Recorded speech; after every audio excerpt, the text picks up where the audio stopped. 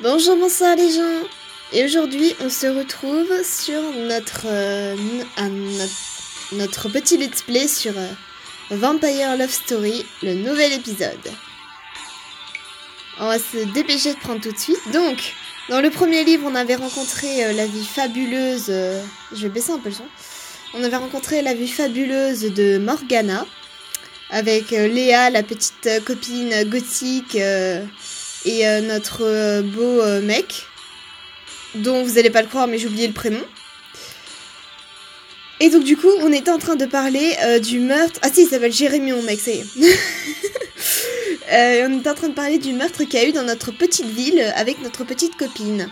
Et donc, on va commencer l'épisode 2. Non, je veux pas d'une pub. C'est bon. Quelques jours après. Donc après qu'on ait discuté au café avec Léa. Bien sûr, le sujet principal entre les étudiants était les nouvelles sur le meurtre. Tout le monde avait sa propre version de la façon dont ce qui s'était passé. Pendant que certains disaient n'importe quoi, par exemple que ça aurait dû être un vampire, d'autres pensaient qu'il s'agissait d'un accident. Et le reste accusait les extraterrestres. Normal. Tout le monde parlait d'une seule chose, jusqu'au moment où Jérémy a mentionné un fait intéressant. Hé, tout le monde, arrêtez de parler sur le meurtre! Je te comprends complètement, Léa, mais n'es-tu pas curieuse? Ne veux-tu pas apprendre ce qui s'est vraiment passé? Non, je ne veux pas. Excusez-moi, je pars. Je vais trouver des potes qui sont plus marrants. Alors bonne chance, Léa. On va l'arrêter. S'il te plaît, Léa, reste avec nous, ne sois pas une telle rabat-joie. Oh, merci beaucoup, Morgana. Maintenant, je vais changer d'avis. Hé, qu'est-ce qui se passe avec toi ces jours-ci? Jérémy, s'il te plaît, tais-toi. Désolée. Reste ici, Léa. Est-ce que tu voudrais savoir ce que j'ai appris? Bla bla bla. Salut! Jérémy, de quoi est-ce que tu parles? Tu sais, mon oncle est flic. Ouh! Il est venu voir mes parents hier soir et je les ai entendus parler. Qu'est-ce que tu as entendu? J'ai entendu que la victime avait des marques de morsure sur le cou. Quoi? T'es sûr? Complètement. On n'a jamais dévoilé ça pour éviter de faire paniquer toute la ville. En plus, qui le croirait? Tu dis qu'en fait... Attends, tu dis que les vampires existent vraiment en fait? Ben, tous les faits l'indiquent. Si c'était une blague, alors elle est devenue ingérable. Quelqu'un a été tué, donc là, il n'y a plus de place pour des blagues. Je crois qu'on doit dévoiler ça. Quelqu'un d'autre pourrait également être blessé. Ouais, mais non, tu vas pas dire qu'il y a un vampire dans la ville. Non, Morgana, s'il te plaît, non. Morgana, s'il te plaît, n'en parle à personne. On découvrira d'où cela est venu. Mon oncle pourrait perdre son travail. Oui, non, mais t'as raison, je vais rien dire. T'as raison d'être inquiet. En plus, qui nous croirait? En plus, ouais. Exactement. Je savais que je pouvais te faire confiance, ma chérie. Oh là là, mais quel charmeur ce type! Après la discussion, je suis restée dans les bras de Jérémy, me sentant en sécurité. J'ai mis ma tête sur son épaule pendant qu'il passait ses doigts dans mes cheveux en douceur. J'ai croisé son regard fixe et je m'y suis perdue. Il a souri et il m'a embrassée. Morgana. Oui? Je voudrais savoir quelque chose. Tu ne m'as jamais dit quel type de mec tu préférais. Alors, blond, ce serait pour répondre Jérémy. Cheveux noirs, ce serait pour parler du cousin de Léa, qui est aussi du coup le vampire. L'apparence n'a pas d'importance pour moi, ou alors tu es mon type. Sauf que, clairement, c'est pas mon type, Jérémy, alors je vais dire que je m'en fiche de l'apparence. Je ne peux pas répondre à ta question, car l'apparence n'a pas d'importance pour moi. Vraiment? Ouais? Pourquoi me poses-tu de telles questions? Tu sais, chérie, t'as pas besoin de te faire les abdos pour moi, je m'en fous. Je n'ai pas un motif, comme ça. La sonnerie de la cloche de l'école m'a ramenée à la réalité. Je me suis retournée et j'ai vu un cahier par terre. Oh, c'est le cahier de Léa! La curiosité qui est en moi a envie de prendre le dessus, là.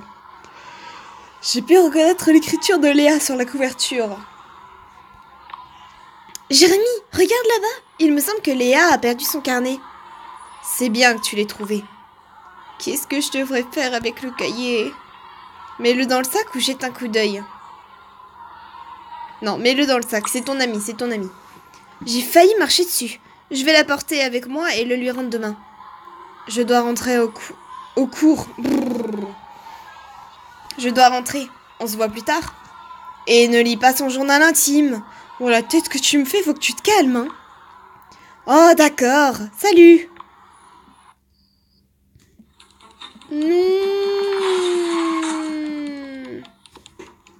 Ah, les pubs, ça va être chiant. Les pubs, ça va être très très chiant. Plus tard dans la journée, 11h du soir. J'étais allongée dans mon lit en réfléchissant à ce que Jérémy avait dit.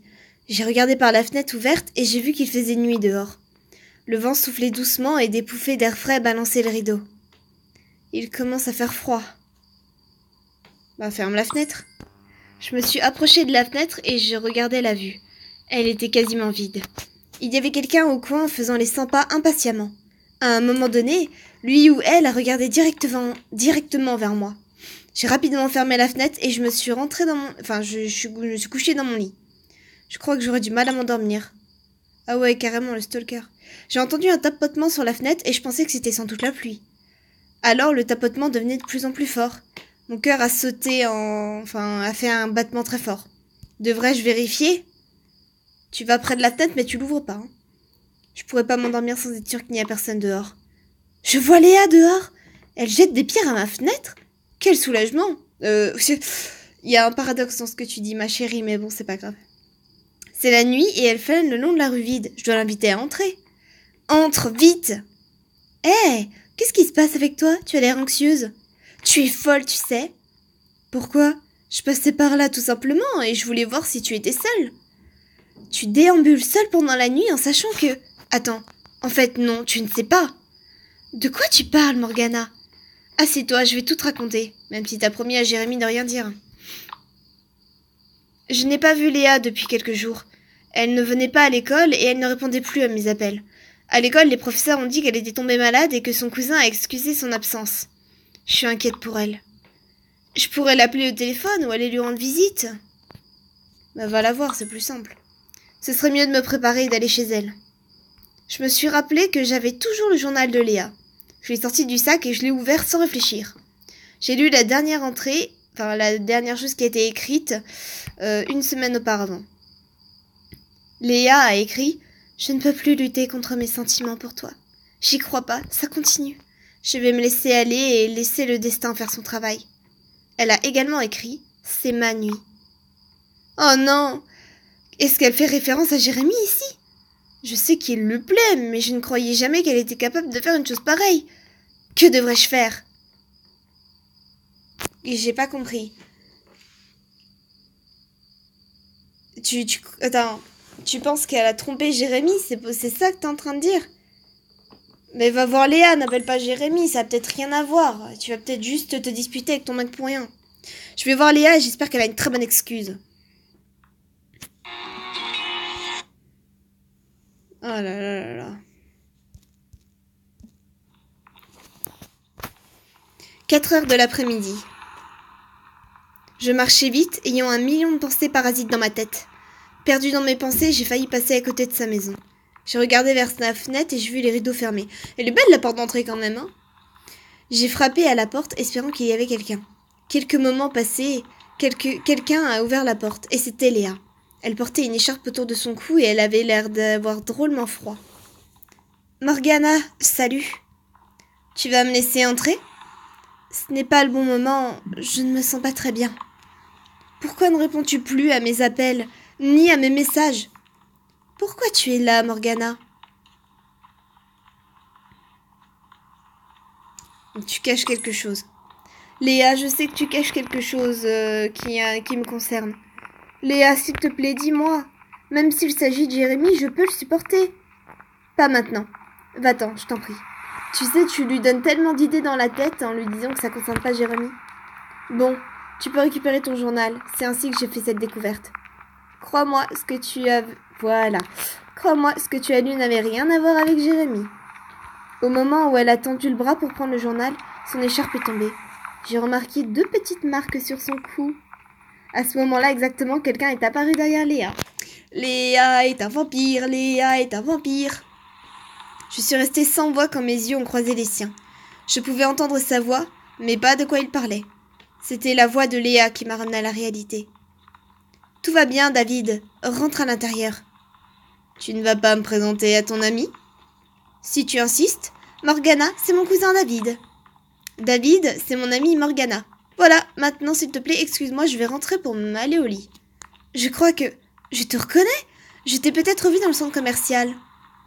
Oh mais il est tellement beau, David, pourquoi est-ce qu'on doit sortir avec Jérémy ? Non, Jérémy, pour la vie, Jérémy.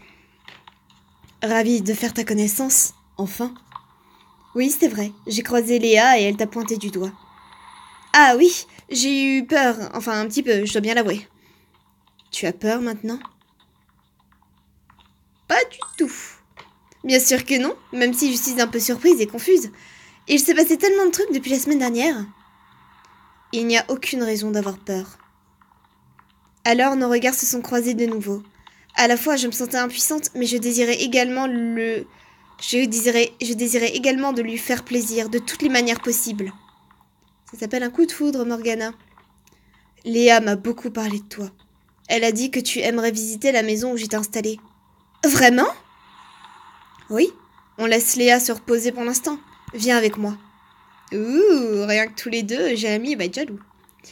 Et tout simplement, comme si j'étais hypnotisée, je l'ai poursuivi. On dit je l'ai suivi, ma chérie, pas je l'ai poursuivi. Ça se fait pas de dire je l'ai poursuivi parce que sinon ça veut dire que tu le cours après. Et c'est pas du tout vrai vu que c'est lui qui nous a invités.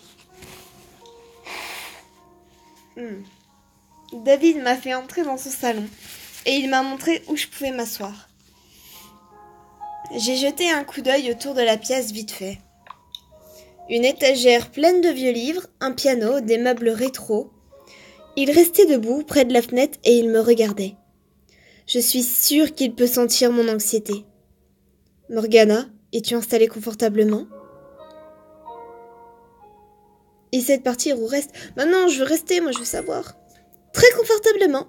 Tu as décoré ton salon avec mon goût. Enfin, j'adore ton salon, quoi. Je suis contente de l'apprendre, Morgana. Pardon, je ne peux rien t'offrir, je ne bois pas de café. Parce qu'il n'y a que du café que tu peux offrir. C'est ok, je ne peux plus rester, moi non plus. S'il te plaît, Morgana, j'ai besoin de ta compagnie. Personne ne m'a rendu visite jusqu'à maintenant. Léa m'invitera à te rendre visite avec elle, quand elle se rétablira, comme c'était prévu. J'ai hâte. Attends, Morgana, je voudrais te montrer quelque chose avant que tu partes. En quelques secondes seulement, il me semblait, David est sorti de la pièce, et il est revenu avec une photo dans sa main. Et il est beau, y a pas à dire. Il me l'a donnée sans un mot. La photo était vieille et jaunâtre, mais j'ai reconnu la personne que j'ai vue. C'était David. Depuis quand date cette photo ? Depuis 1 siècle à peu près. Ton arrière-cousin et toi, vous vous ressemblez tellement, c'est incroyable.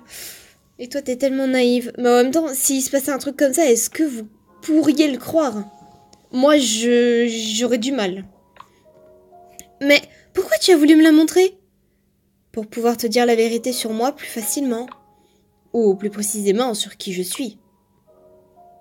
Je sais qui tu es.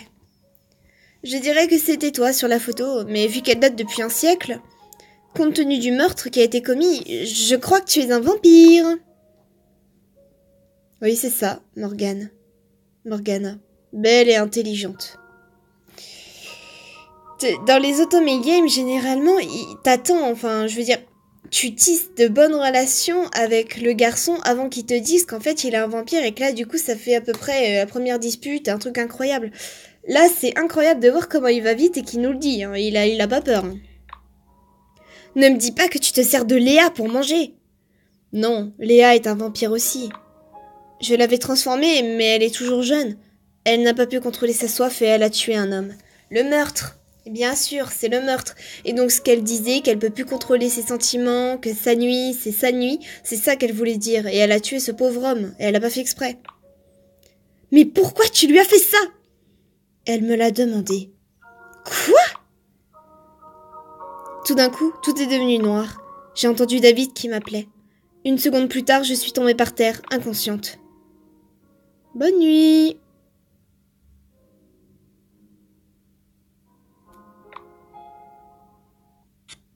Et encore une pub.